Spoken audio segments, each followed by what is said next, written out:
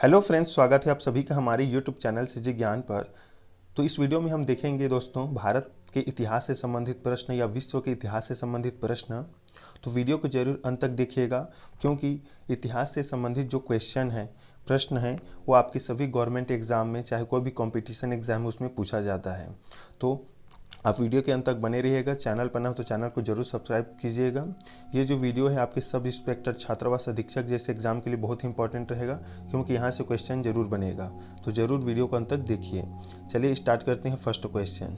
देखिए दोस्तों, इसमें दिया गया फर्स्ट क्वेश्चन, सिंधु घाटी सभ्यता के संबंध में निम्न में से कौन सी बात सही नहीं है। तो देखिए, वे सोने चांदी के आभूषण नहीं पहनते थे, ये बात सही नहीं है, याद रखिएगा। चलिए देखते हैं अगला प्रश्न। देखिए सेकंड प्रश्न है, महात्मा बुद्ध क्या स्वीकार नहीं करते थे।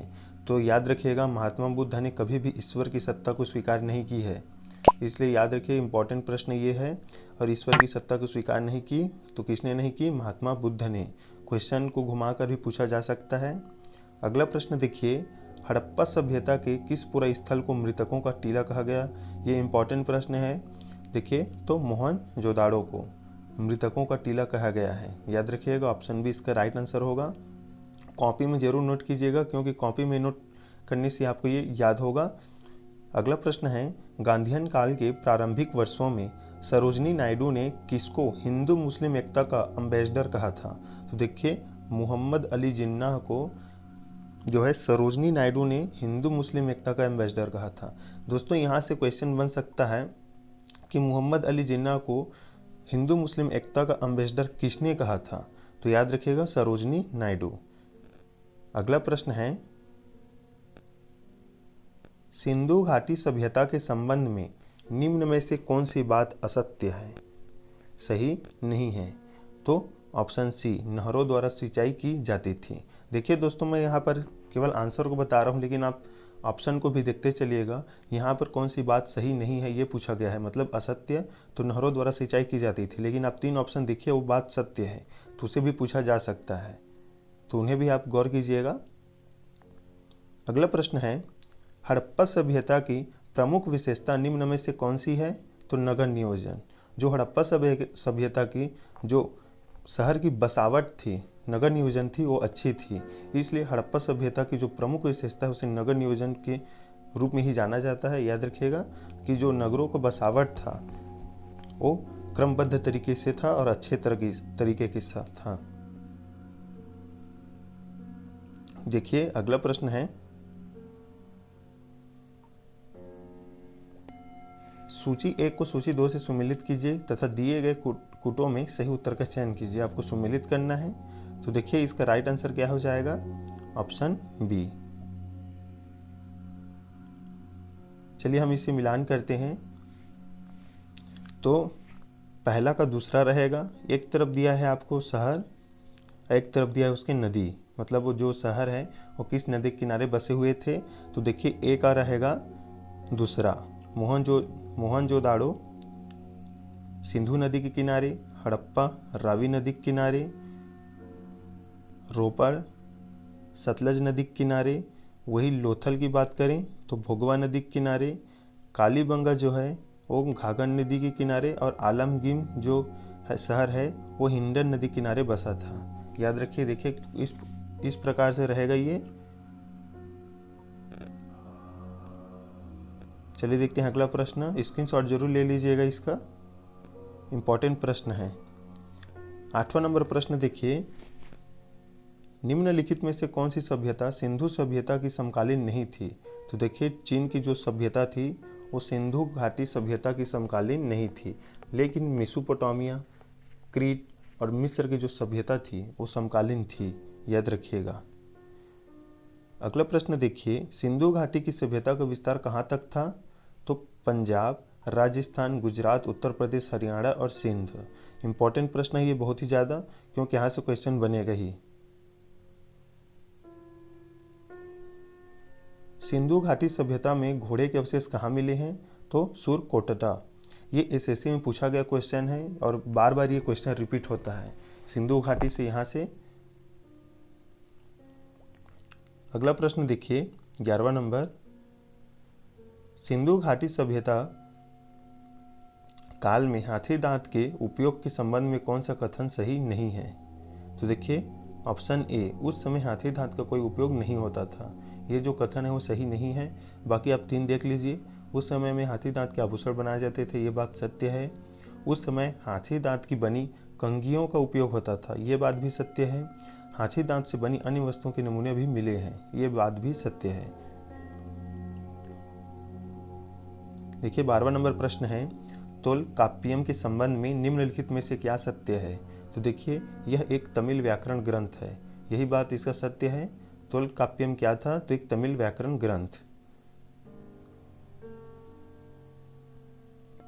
अगला प्रश्न देखिए, आर्यों के संबंध में क्या असत्य है?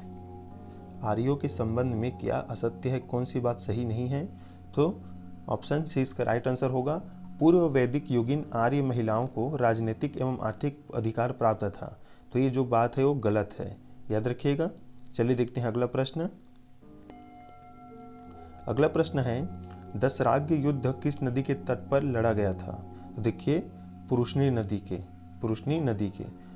आप कमेंट करके ये बताइए कि पुरुषनी नदी, वितस्ता नदी को अभी वर्तमान में किन किन नदियों के नाम से जाना जाता है, मतलब अभी वर्तमान में इनका नाम क्या है?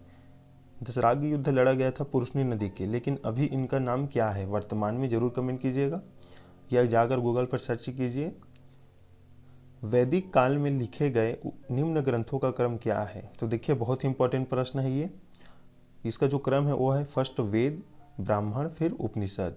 तो यही क्रम रहेगा, याद रखिएगा, वेद, ब्राह्मण और उपनिषद। अगला प्रश्न देखिए, वैदिक युग में शासन व्यवस्था का रूप कैसा था? तो वैदिक युग में शासन व्यवस्था का रूप था राजतंत्रात्मक, याद रखिएगा। अगला प्रश्न है, अजंता गुफा की सर्वोत्तम चित्रकारी किसके काल में हुई? तो गुप्त के शासन काल में हुई है, याद रखिएगा।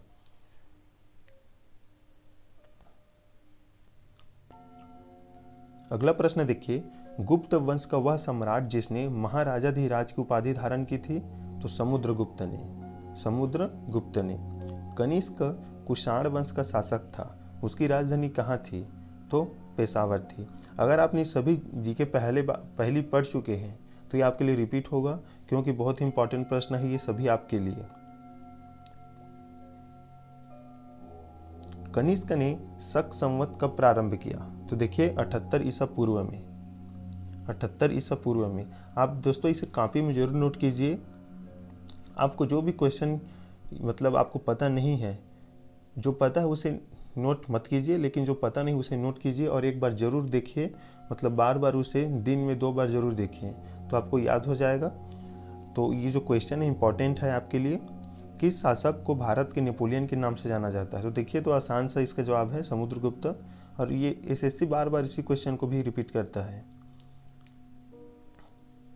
समुद्रगुप्त की विजयों का उल्लेख किसमें मिलता है? बहुत ही इंपॉर्टेंट प्रश्न है। तो देखिए प्राग प्रशस्ति में जो है समुद्र की जो विजय हुई थी उसका उल्लेख जो है प्राग प्रशस्ति में मिलता है। तो यहाँ पर जो क्वेश्चन है वो बहुत ही अच्छा है और आंसर याद रखिएगा प्राग प्रशस्ति। अगला प्रश्न देखिए 23 नंबर, मौर्य साम्राज्य के पतन का मुख्य कारण क्या था? तो उनके जो पतन का मुख्य कारण था अयोग्य उत्तराधिकारी।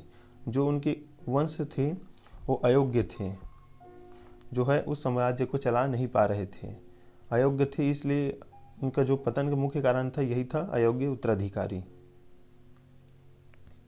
देखिए 24 नंबर प्रश्न, मौर्य शासक के पतन के बाद सर्वप्रथम किस विदेशी जाति ने भारत पर आक्रमण किया? तो इंडो ग्रीक ने। पतन के बाद है तो सर्वप्रथम विदेशी जाति ने भारत पर आक्रमण किया था, तो याद रखिए इंडो ग्रीक है। एग्जाम में आप ऑप्शन देखकर ही आंसर कीजिएगा, सभी ऑप्शन को पढ़ने के बाद, क्योंकि कहीं कहीं पुर्तगाली दिया रहेगा तो आप पुर्तगाली लगा देते हैं, लेकिन पूरा पढ़ लीजिएगा, चौथे नंबर पर इंडो ग्रीक दिया जा सकता है। तो इस प्रकार से ज़रूर ऑप्शन को ही पढ़कर ध्यान से आंसर लगाइएगा। अगला प्रश्न है, मौर्य साम्राज्य के प्रशासन के संबंध में असत्य कथन कौन सा है? तो इनमें से कोई नहीं, असत्य कथन कोई नहीं है, ये बिल्कुल सत्य है कि जो साम्राज्य है अनेक प्रांतों में विभक्त था। गांव प्रशासन की सबसे छोटी इकाई थी। जो गांव है वो प्रशासन की सबसे छोटी इकाई मानी गई थी। अधिकार संपन्न नौकरशाही थी। याद रखिएगा। चलिए देखते हैं अगला प्रश्न। अशोक ने अपने धर्म के विस्तार हेतु किस विधि का प्रयोग किया था? तो देखिए, राजा आज्ञा व अभिलेख द्वारा, प्राकृत भाषा के प्रयोग से और भिक्षुओं को प्रचार के लिए बाहर भेजा। ये तीनों विधियों का प्रयोग जो है अशोक ने अपने धर्म के विस्तार के लिए किया था। याद रखिएगा। चलिए देखते हैं अगला प्रश्न। अशोक का स्थान विश्व के महान शासकों में है क्योंकि उसने नैतिक आदर्शों का पालन किया है, या उन्होंने जो शासन किया है उसमें नैतिक आदर्श शामिल था, इसलिए महान शासक में अशोक को शामिल किया जाता है। तो ऑप्शन सी इसका राइट आंसर होगा।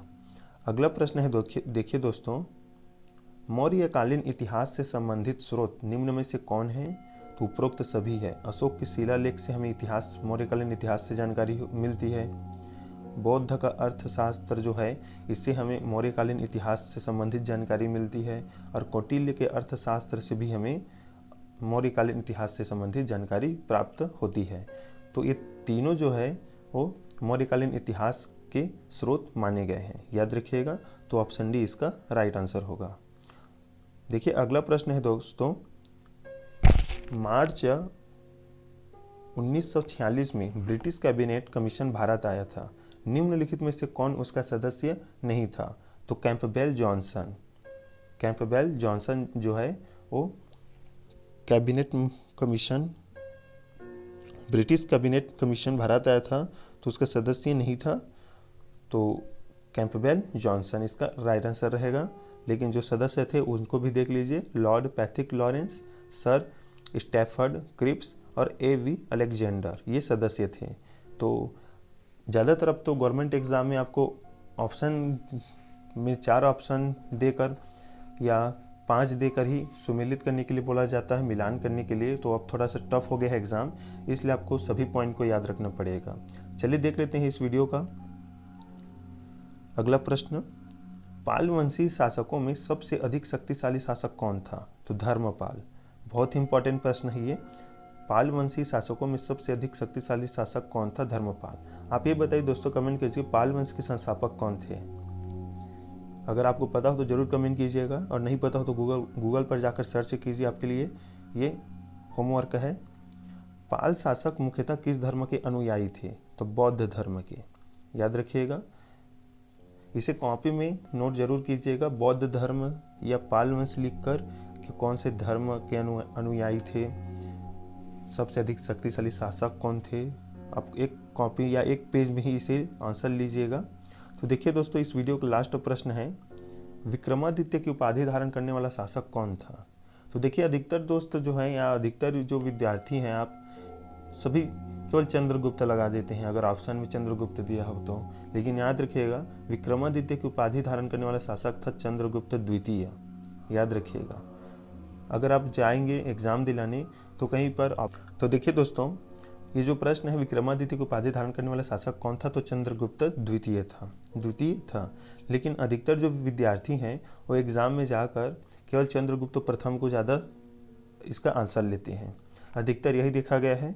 विक्रमादित्य की उपाधि धारण करने वाला शासक कौन था? तो चंद्रगुप्त था। लेकिन नहीं, याद रखिएगा, ऑप्शन डी इसका राइट आंसर रहेगा, चंद्रगुप्त द्वितीय। विक्रमादित्य की उपाधि धारण करने वाला शासक कौन था? तो चंद्रगुप्त द्वितीय।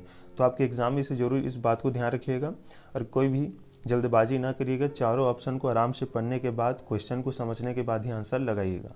तो दोस्तों, ये थे इंपॉर्टेंट 32 प्रश्न जो कि आपके सभी प्रकार के गवर्नमेंट एग्जाम के लिए इंपॉर्टेंट रहेगा। चैनल पर नए हो तो चैनल को जरूर सब्सक्राइब कीजिएगा और शेयर कीजिएगा, क्योंकि यहाँ से क्वेश्चन बनेगा और आप कॉपी में जरूर नोट कीजिएगा। जो आपको ऐसा लगता है कि ये क्वेश्चन मुझे नहीं पता था, उसे कॉपी में नोट कर लीजिए और दिन में 2 से 3 बार जरूर देखिए, तो आपको याद हो जाएगा।